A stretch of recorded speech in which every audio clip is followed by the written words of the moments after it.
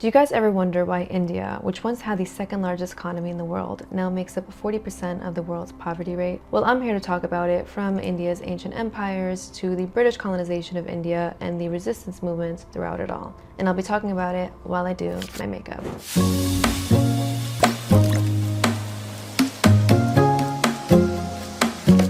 So according to a 2024 report published by the Indian government, almost 60% of India's population lives on less than $3.10 per day. And another source says that almost 20% of India's population lives on less than $2 per day, making them account for a significant portion of the world's poverty rate. Now, India was not always like this, and although India's economy is improving, it's not nearly as good as it was before British colonization. Starting from the very beginning of Indian history with the Indus Valley civilization, they were trading gold with the Mesopotamians on ships and creating tool from copper and bronze and producing lots of agriculture.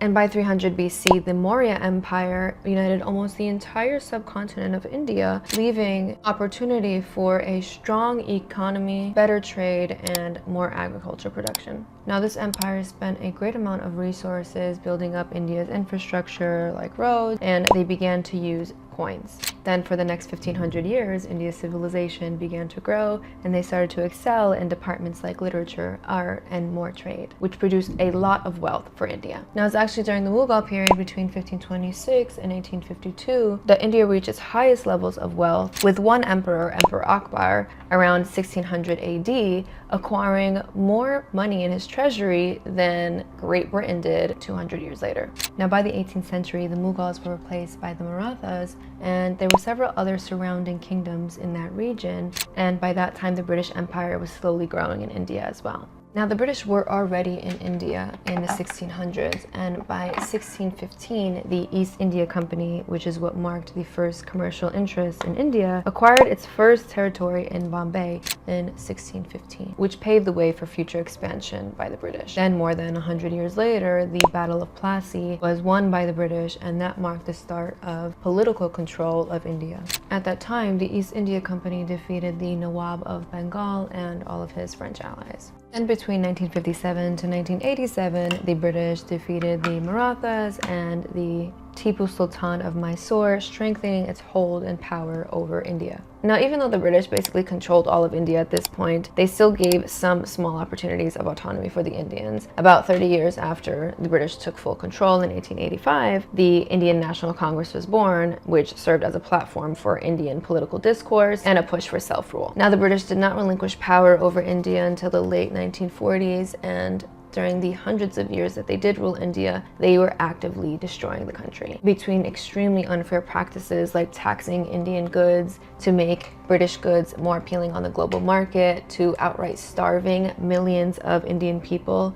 the British were extremely harsh, and their policies were very exploitative of the Indian people. And later in this video, I will get into the specific policies that affect India today, but before that, let's talk about the key rebellion figures and movements that eased the burden of the harsh British policies until India was eventually free. So at the height of the British Empire, India was split up between British and Indian rule, and both kings and ordinary Indian people would rebel against the British. For example, when Warren Hastings, the first British governor of Bengal, demanded that King Chet Singh gave up his land and power and money, the king rebelled, and so did the rest of his people. Now, probably the most significant rebellions came from peasants or farmers who were actively rebelling against both Indian landlords known as zamindars, moneylenders, and also the British. The Santhal Rebellion is one of the more known rebellions where peasants and farmers would actively burn the books of moneylenders and government buildings in response to the exploitation of the Indian farmers. Now, each rebellion was triggered by something different, but they all pretty much had the same root cause. For example, the Indigo Rebellion of 1859 happened because the British began to put a lot of pressure on Indian farmers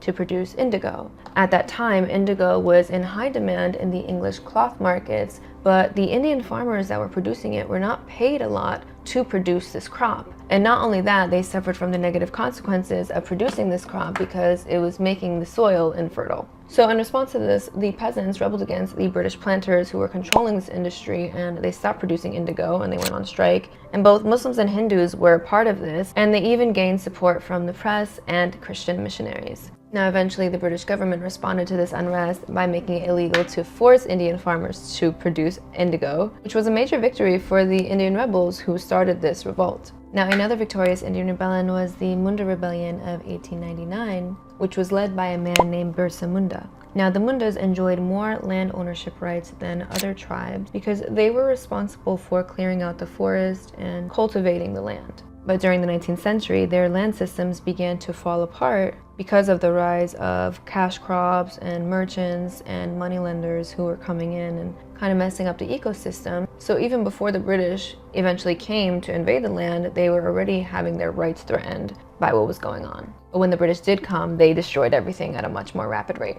And what the British ended up doing was bringing in contractors who either displaced the Mundas or forced them to work as laborers who essentially lost all the rights that they used to enjoy. Now, of course, this angered the Munda people and they were pissed, so they started to rebel. And Birsa Munda, who was taught by Christian missionaries, had an understanding of British policy, so he got the idea of really enforcing the Indian community to continue to worship at their sacred sites known as Sarna. Because if the Mundas had a collective and strong claim to these sacred sites, the British were less likely to invade them. And this was partially because they wanted to avoid uprisings, right? Because nobody wants their sacred sites to get messed with. And also because the Mundas would have a stronger claim to the rights of the land if they were sacred to them. And Birsa Munda knew that because of his knowledge of British customs, which he learned from the missionaries, which is really what set him apart from the other Indian people. Now, there were many other Indian rebellions that were unfortunately not as successful. And in fact, during British colonization, there was hardly a year that passed without armed resistance from the Indians.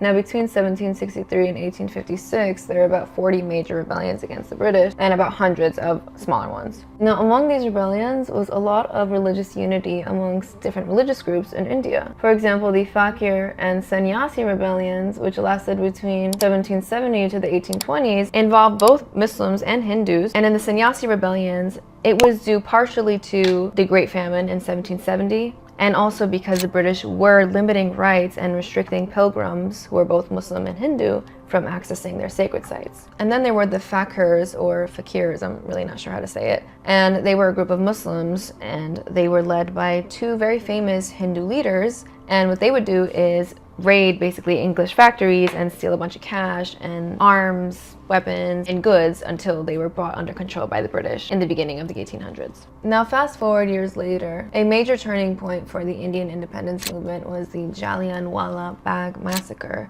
where British forces shot hundreds of unarmed civilians, which sparked so much outrage amongst the Indians and really pushed for liberation and self-rule. A few years later, in 1930, Mahatma Gandhi led the Salt March, which was a pivotal event in the civil disobedience movement. And in 1942, Gandhi led the Quit India movement, which demanded the British to leave India. And finally, a few years later, in 1947, India gained its independence, which led to a partition between India and Pakistan.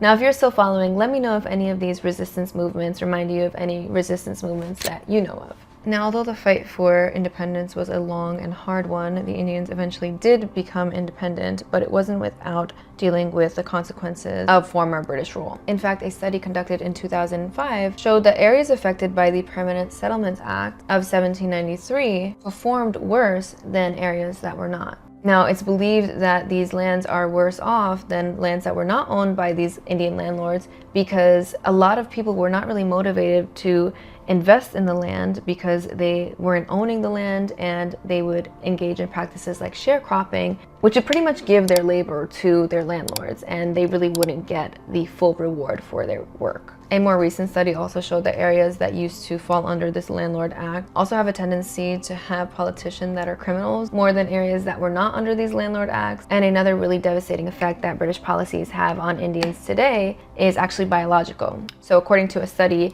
by Brown University, surviving a famine doubles your risk of passing on diabetes or obesity to the next generation, even if they are not dealing with a famine themselves. Now, the British policies that pushed for cash crops and neglected the produce that were actually feeding the Indians led to so many famines across India. So you can only imagine the effect that it has on the Indian people today. And even more recently, the British scorched earth policy confiscated rice from Indian farmers as a way to prevent the Japanese military from invading British territory in India. But that led to the Bengal famine of 1943, which killed almost 3 million people. And again, the descendants of the survivors of these famines are now at more risk of not just gaining diabetes and obesity, but also developing metabolic disorders and cardiovascular diseases. Now, those are just a couple of consequences of British colonization, and I can get into way more, but for the sake of this video, I'll leave it at that. And I do want to end it on a positive note and talk about the progress that India has made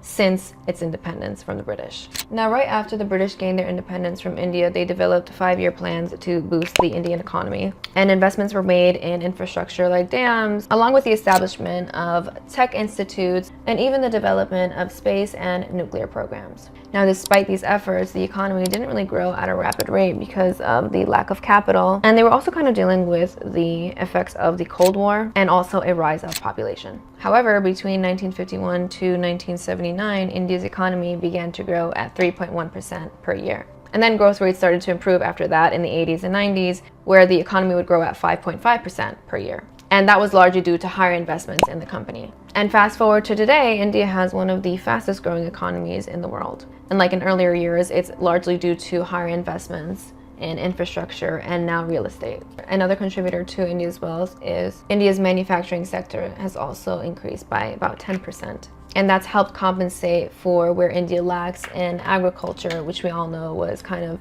ruined by British colonization. Now, the World Bank suggests that in order for India to grow even farther and create more jobs, it should really take advantage of the trade opportunity it has, which is interesting because India's trade potential was what made it flourish in earlier times before the British. Now, that was a lot to unpack, and I have so much more that I could talk about, but for the sake of this video, I kept it as short as I could. And if you made it all the way here, please comment below something that you learned from this video and what topics you would like me to cover next.